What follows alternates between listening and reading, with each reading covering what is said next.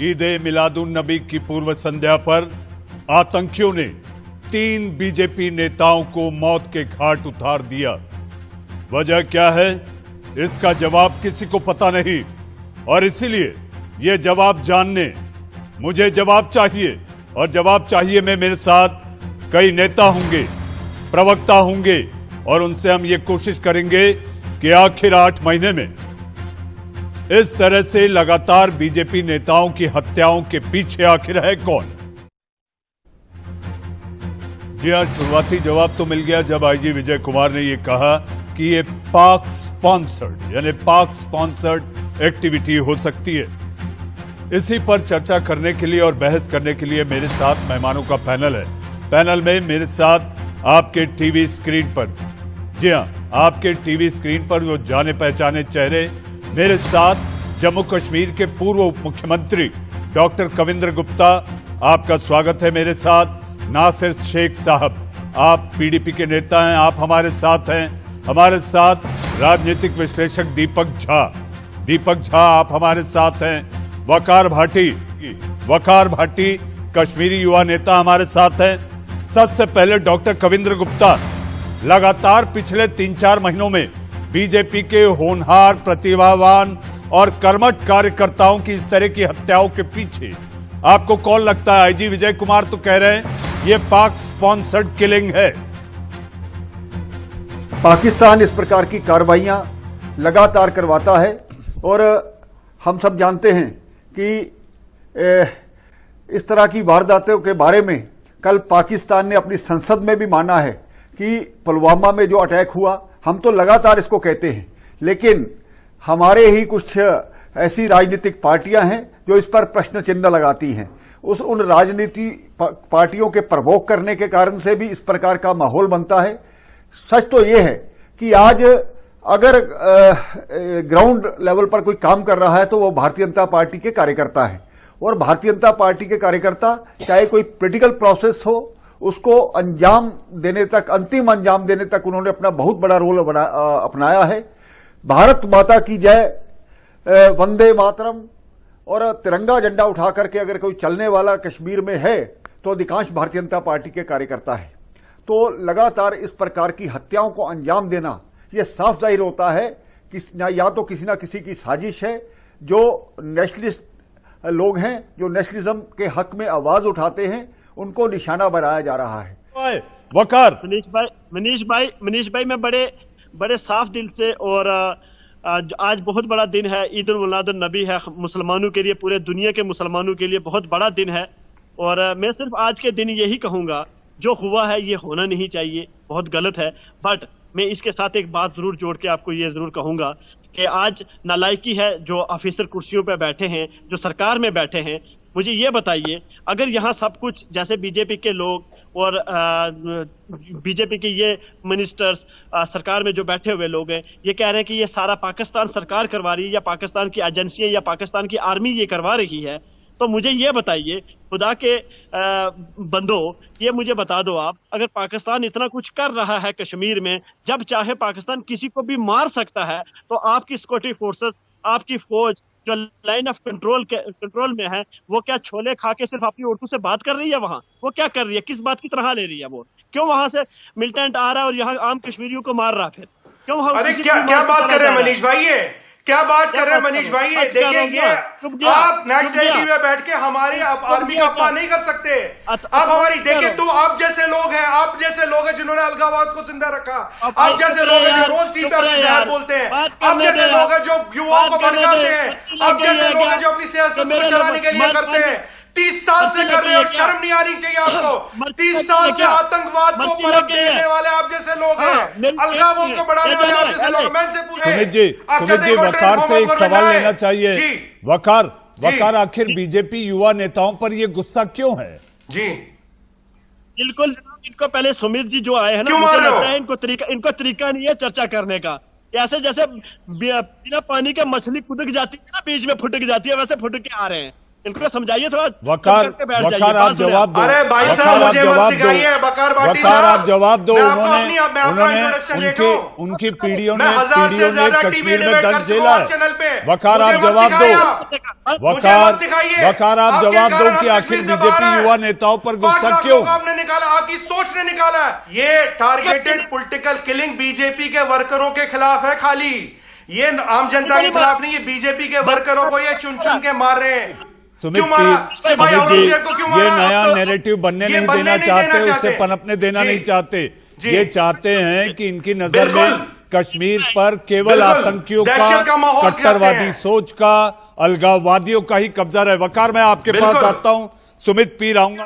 नासिर शेख साहब हमारे साथ जुड़ चुके हैं। नासिर साहब, आपको ईद मिलादुन नबी की बधाई। आपको अगर मेरी आवाज आ रही हो, लेकिन इसकी पूर्व संध्या पर जो हुआ, इससे ज्यादा जघन्य अपराध हो नहीं सकता। यह हत्याकांड है। हिंदुस्तान जिंदाबाद, भारत माता की जय, वंदे मातरम, तिरंगा तेरी आन मेरी शान। मानते हैं आप? आपको कोई शक है? हमें इस बारे में कोई शक नहीं है। लेकिन आज जो ईद मिलादुन नबी के मौके पर जो हत्याकांड हुआ, उसकी हम घोर निंदा करते हैं, कंडम करते हैं। और मैं आपको बता दूं कि जैसे इस हत्या की खबर आई तो सबसे पहले हमारी पार्टी की जो सदर है महबूबा मुफ्ती साहिबा, उन्होंने इसको कंडेमेशन किया। उन्होंने कहा कि ये जो कत्ल गारत है, पीडीपी हमेशा शुरू से इस कत्ल गारत के खिलाफ रही है। पीडीपी ने हमेशा से ये बात कही है कि न ग्रेनेड से न गोली से बात बनेगी बोली से। अगर रियासत जम्मू कश्मीर के अंदर किसी ने अमन चाहा है, किसी ने बगैर खून खराबे के मसले का हल चाहा है, वो पीपल्स डेमोक्रेटिक पार्टी और मुफ्ती साहब का एक विजन था। लेकिन आज जो हुआ, ये हत्याकांड जो हुआ, जो पॉलिटिकल किलिंग हुई, जो टारगेटेड किलिंग हुई, ये 1987 से होती आ रही है। हम इसकी सख्त अल्फाज में मजम्मत करते हैं। मैं आपको यहाँ पर यह बता दूं कि भारतीय जनता पार्टी हो, पीडीपी हो, नेशनल कॉन्फ्रेंस हो या कांग्रेस हो, किसी भी राजनीतिक दल के वर्कर को टारगेट बनाया जाता है। यहाँ पे कोई सिलेक्टिवली आप ये कहें कि सिर्फ भारतीय जनता पार्टी या कांग्रेस के लोगों को नहीं, बल्कि हर पार्टी के लोगों को यहाँ टारगेट किया जाता है। अफसोस की बात यह है कि हम सब लोग जो इंडियन कॉन्स्टिट्यूशन का हल्फ लेकर के यहाँ पॉलिटिक्स करते हैं, राजनीति में है, जो इंडियन कॉन्स्टिट्यूशन के तहत हम लोग चुनाव लड़ते हैं, हम तिरंगे के नीचे चुनाव लड़ते हैं। हमें ये जो मिलिटेंट्स हैं वो हमें इंडियन एजेंट्स कहते हैं। हमें ये कहते हैं कि उनका जो मिशन है हम उनमें रुकावट है। लेकिन अफसोस की बात यह है, वो अगर कहें तो कहें, लेकिन अफसोस की बात यह है कि पूरे देश के लोग और जब इस वक्त पैनल में जो लोग बैठे हैं उनको यह लगता है कि कश्मीर का हर शख्स अलगाववादी है, कश्मीर का हर शख्स देशद्रोही है। ये बात हमें समझ नहीं आती है कि कश्मीरी होना क्या देशद्रोही होना है। नासिर साहब, मैंने आपको पर्याप्त समय दिया। नासिर साहब, मैंने आपको पर्याप्त समय दिया। मैं आपसे कुछ बातें जानना चाहता हूं। आपने कहा कश्मीर का हर युवा, कश्मीर का हर व्यक्ति, लोगों को ऐसा लगता है कि अलगाववादी है। अगर गुपकार समझौता या गुपकार घोषणा होती है तो उसे फुपकार ना माने तो क्या माने? एक दूसरा पाकिस्तान में आ रहा हूं साहब आ रहा हूं। नासिर साहब, परवरदिगार की खातिर आज शांति, अमन और चैन से बहस करेंगे हम। मेरा आपसे दूसरा सवाल है, क्या बीजेपी का कार्यकर्ता होना यानी इस्लाम छोड़ देना हो जाता है क्या? जो बीजेपी युवाओं को लगातार उनको टारगेट किया जा रहा है, उनको निशाना बनाया जा रहा है। राष्ट्रवादी हैं, इसलिए राष्ट्रवादी सोच को आगे बढ़ाने के लिए अगर वो काम कर रहे हैं तो उनको हिट लिस्ट पर रखा जाता है। कोई किसी पर्टिकुलर पार्टी को हिट लिस्ट पर नहीं रखा गया, बल्कि जितने भी राजनीतिक दल हैं, वो चाहे बीजेपी है, पीडीपी है, कांग्रेस, हर एक राजनीतिक दल का कार्यकर्ता जो है वो मिलिटेंट्स की हिट लिस्ट पर है। ये जरूरी नहीं है कि आप बीजेपी के साथ जुड़े हैं तो आप राष्ट्रवादी हैं, आप पीडीपी के साथ जुड़े हैं तो आप अलगाववादी हैं। मैं आपको एक उदाहरण दूंगा, बताना नहीं चाहता हूं लेकिन दूंगा, क्योंकि आपने प्रश्न ऐसा किया है कि आपके प्रश्न से ऐसा लगता है कि सिर्फ बीजेपी के लोगों को टारगेट किया जाता है या सिर्फ बीजेपी वाले राष्ट्रवादी हैं। आप गूगल सर्च कर सकते हैं। मैं शेख नासिर यूसुफ आपके पैनल पर बैठ के बात कर रहा हूं। पिछले साल यानी 2019 में 14 सितंबर का आप गूगल सर्च करके देख लीजिए, मुझ पर आतंकवादी हमला हुआ है। मेरा ताल्लुक तो बीजेपी के साथ नहीं है, मैं तो पीडीपी का सिपाही हूं। मुझ पर आतंकवादी हमला 14 सितंबर 2019 को हुआ, जब धारा 370 खत्म होने के बाद की बात कर रहा हूं। मुझे और मेरे पूरे परिवार को रात भर बंदी बनाया गया। सुबह जो जिस तरह की ज्यादतियां हुई, मेरा जो सिक्योरिटी गार्ड है उसके साथ मारपीट हुई और अल्टीमेटली वेपन स्नैचिंग हुई। पुलिस और सिक्योरिटी फोर्सेज ने तो रेस्क्यू किया। आखिर नासिर साहब एक छोटा सवाल छोटा जवाब, फिर मुझे हेडलाइंस के लिए जाना है। आखिर ये आतंकी और ऐसी कट्टर सोच के युवा किसकी सरपरस्ती में फल फूल रहे हैं, ये भी बता दीजिए आप, अगर आपको ये जानकारी है। देखिए मैं आपको बताता हूं, कश्मीर के अंदर अगर कुछ युवा गलत रास्ते पर हैं, वो चाहे पॉलिटिकल किलिंग्स करते हैं, पत्थर मारते हैं, सवाल ये पैदा होता है कि ऐसी सोच आखिर इन नौजवानों में आई क्यों? ये किन की इस तरह की राजनीति रही है, या कहां से जो है एक तरह के इन लोगों को गुस्सा किस बात का है? इस वक्त सब लोग कहते हैं कि धारा 370 गुस्सा किस बात का है? आज जो गुस्सा है, आज जो देश में गुस्सा है नासिर साहब, वो बीजेपी के 3 होनहार युवा कार्यकर्ता, उनकी जो हत्या हुई है उसको लेकर आज देश में गुस्सा है। मैं आपके पास लौटूंगा, मुझे इस वक्त हेडलाइंस लेनी है। मैं आपसे, महबूबा मुफ्ती ने ट्वीट पर अपनी सांत्वना तो दी, निंदा भी की, लेकिन सरकार की नीतियों को कटघरे में खड़ा कर दिया। डॉक्टर गुप्ता, भारतीय जनता पार्टी की सरकार अभी 6 वर्ष पहले आई है, और ये जो मिलिटेंसी है ये पिछले 70 साल से चल रही है और 30 साल से पीक पर है। उस वक्त कौन सी सरकारें रही, कौन सी लोग वहां पर इस मिलिटेंसी को इल्जाम देते रहे? मैं ये इनसे सवाल करना चाहता हूं, ये जो हुर्रियत के लोग हैं, पाकिस्तान परस्त लोग हैं, इनके पेट में दर्द होता था तो चार्टर्ड प्लेन लेकर के ये उनको दिल्ली ले जाया करते थे। ये जो इन्होंने 70 साल में लगातार हम जो कोशिश करते रहे, एक विधान, एक निशान, एक प्रधान, नेहरू और शेख अब्दुल्ला ने जो गलतियां की हैं, पूरा जम्मू कश्मीर सुन लीजिए, दीपक जाज सुन लीजिए, डॉक्टर गुप्ता ने आपका जवाब दिया, मैं भी आपको समझा रहा था, आपको जवाब दे रहा था, आप समझ नहीं पाए। दीपक झा, डॉक्टर कविन गुप्ता जम्मू कश्मीर के पूर्व उप मुख्यमंत्री हैं, आपको जवाब मिल गया। मनीष जी, कविंद्र गुप्ता जी की बातें जो है ना बहुत एक छोटी मानसिकता की बातें हैं। जब हिंदुस्तान की बात करते हैं तो इनको पाकिस्तान का नाम लेना पड़ता है। मैं इनको चैलेंज करता हूं कि बगैर पाकिस्तान का नाम लिए डिबेट करें तो इनका देखूंगा मैं कितने ज्ञानी है, कितने विद्वान है और कितनी इनके हिंदुस्तान के प्रति लगन है। क्योंकि ये पाकिस्तान का नाम लेके कहते हैं जो मेरे साथ नहीं खड़ा है वो पाकिस्तान के साथ खड़ा है। अरे भैया शर्म करिए, जनता ने आपको मरहम लगाने के लिए भेजा था, लेकिन आप क्या है जख्म खुरेद रहे हैं। 5 साल केंद्र में हो गया, आपके पास कश्मीर है, मैं बोलोगे पीड़ तो तुम्हारे अंदर पीड़ा निकल आ रही है, तुम्हारी पीड़ा मेरे को समझ में आती है। मनीष जी समर्थन करेंगे, कहावत है दीपक जी, सुमित जी, मेरा आपसे कहना है, हमारे पैनल पर एक वयोवृद्ध नेता बैठे हुए हैं, हमें उन्हें सुनना चाहिए। आपने सवाल किया, वो जवाब दे रहे हैं। दीपक जी, फिर मैं नासिर शेख और वकार दीपक जी, डॉक्टर कविन गुप्ता को जवाब देने दीजिए। डॉक्टर गुप्ता, अरे खीर नहीं दे रही है भाजपा, खीर नहीं दे रही। मैं ये पूछना चाहता हूं, ये जो पाकिस्तान में जाकर के कांग्रेस के लोग, मणिशंकर अय्यर जैसे लोग, दूसरे शशि थरूर जैसे लोग उनका समर्थन करते हैं, तो क्या ये हरिप्रसाद ने भी पुलवामा के बाद, पुलवामा हमले के बाद उनका भी एक ट्वीट और बयान था। संसद में जो बातें होती हैं, मैं आऊंगा आपके पास, पाकिस्तान की संसद में जो बातें होती हैं, उन्होंने नरेंद्र मोदी का लोहा माना है। नासिर शेख साहब, आखिर ये हमले कैसे रुकेंगे? आप भी सरकार में रहे हैं, आपको पता होना चाहिए कि ये हमलों को रोकने के लिए आखिर क्या मैकेनिज्म होना चाहिए। देखिए मनीष जी, 3 नौजवान जम्मू कश्मीर के जो एक पर्टिकुलर पॉलिटिकल पार्टी के साथ एफिलेटेड थे, उनकी हत्या हुई है। पूरा देश इस वक्त दुख में है, गम में है, और आपके पैनल पर जो महान पर्सनालिटीज बैठी, हमारे पूर्व डिप्टी चीफ मिनिस्टर बैठे हैं बहुत, और इस तरह चीखने चिल्लाने से मसला हल नहीं होगा। इस तरह चीखने चिल्लाने से एक दूसरे पर एलिगेशन एंड काउंटर एलिगेशन से बात नहीं बनेगी। नासिर शेख साहब, गुपकार घोषणा से मसला हल हो जाएगा? नासिर साहब, गुपकार घोषणा से मसला हल हो जाएगा आपको लगता है? जम्मू कश्मीर के पॉलिटिकल वर्कर्स की सिक्योरिटी और सेफ्टी की बात है। भारतीय जनता पार्टी को मान लेना चाहिए कि वो फेल हो चुकी है यहाँ के पॉलिटिकल वर्कर्स को प्रोटेक्ट करने में, वो अपनी पार्टी के लोगों को प्रोटेक्ट करने में फेल हो चुकी है। इनको मानना चाहिए, जब कोई गलती हो तो उसे तस्लीम करना चाहिए।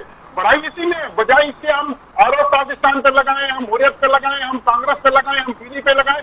हमें अरे पाकिस्तान तो पाकिस्तान, नासिर साहब, अब चिल्लाने की जरूरत नहीं है।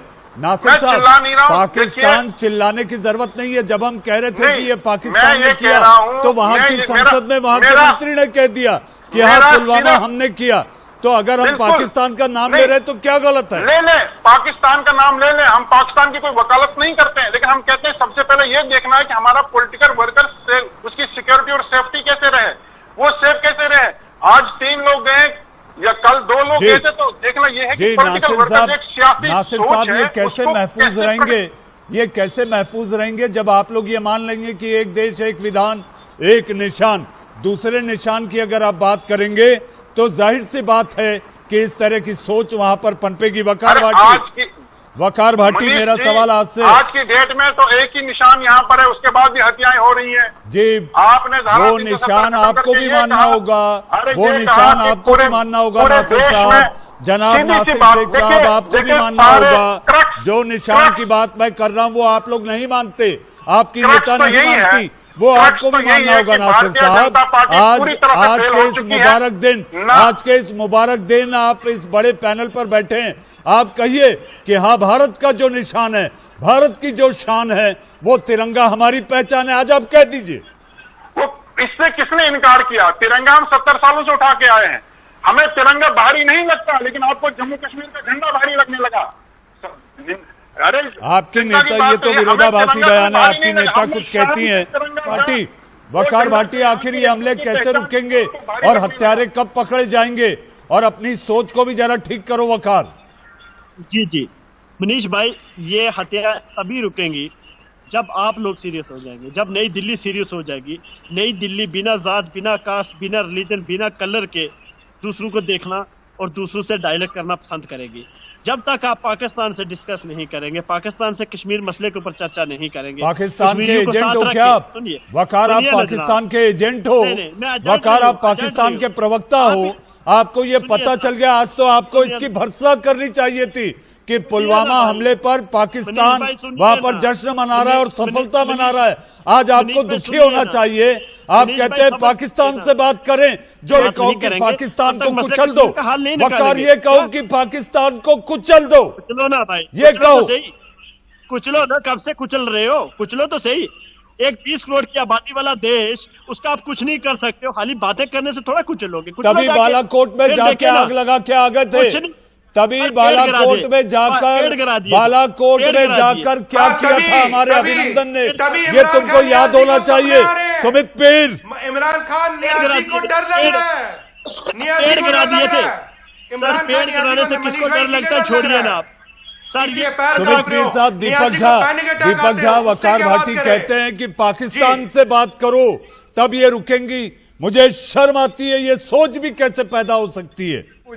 मुझे भी शर्म आती है वकार भाटी की सोच से कि पाकिस्तान से बात करो, लेकिन वो बेबस और लाचार आदमी है। सत्ता, उनकी जो उम्मीद थी मोदी जी से कि मोदी जी अब आ गए हैं, 56 इंच का सीना आ गया है, कश्मीर में अमन और शांति फैल जाएगी, लेकिन कश्मीर के अच्छे दिन नहीं आए तो बेचारा क्या करेगा? मैं तो कहता हूं में जो आज आतंकवादी घटनाएं हो रही हैं, आप हाथ पे हाथ धरे बैठे हैं। क्या कर रहे हैं गुप्ता जी, क्या कर रहे हैं शाह जी, क्या कर रहे हैं मोदी जी, और